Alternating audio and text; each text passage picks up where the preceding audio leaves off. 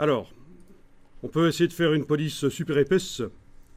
On sélectionne tout avec la flèche noire. Donc il suffit de cliquer avec la flèche noire sur n'importe quelle lettre. La vectorisation du texte a créé tout à l'heure un groupe en fait. Et quand vous ouvrez le groupe, vous avez plein de caractères qui sont tous des tracés transparents. En fait, quand on vectorise une police, ça fait chaque lettre devient un tracé transparent. Vous savez l'intérêt du tracé transparent, c'est de pouvoir avoir un trou.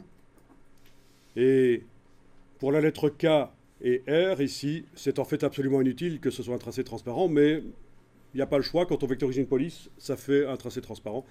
Donc c'est assez bizarre. Il n'y avait que pour le E, le A et le B qui avaient besoin de faire un trou. Mais bon, il ne faut pas s'étonner, c'est comme ça.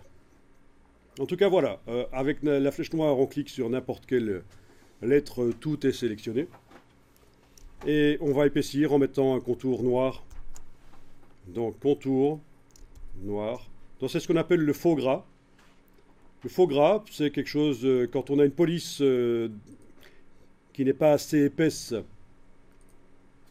ou dont la variante gras n'est même pas disponible du tout, on peut tenter de l'épaissir en mettant un contour.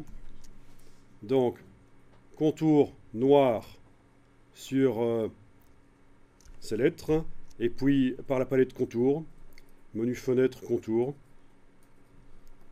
je vais épaissir. Voilà.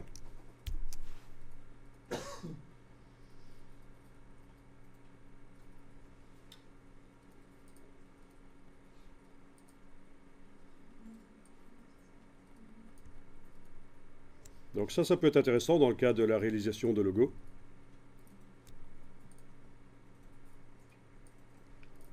Bon, c'est pas très gracieux au niveau du E ici, mais après on pourra bouger les vecteurs. C'est pas un problème. Oui, d'ailleurs, je pourrais couper par la suite. Avec le système de la division des tracés inférieurs, aller couper le bout de la patte ici du E pour qu'elle termine avant. Enfin, il y a plein de choses à faire.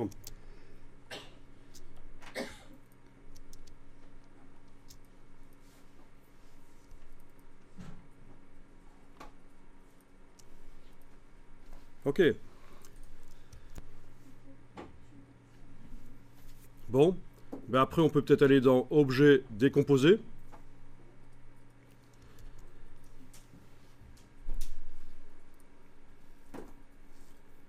Ça va devenir un peu chipot et compliqué, en fait.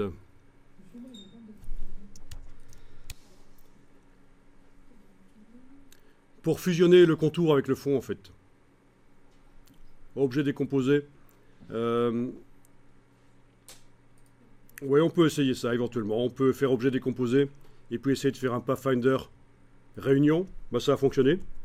Bon, si jamais ça ne fonctionne pas, vous faites la méthode qu'on a vue hier, ce qui consistait à pixeliser, puis à revectoriser. Qui fonctionne dans tous les cas.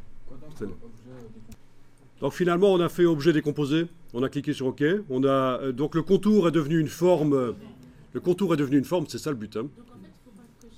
J'ai coché fond et contour quand j'ai fait objet décomposé, j'ai coché les deux.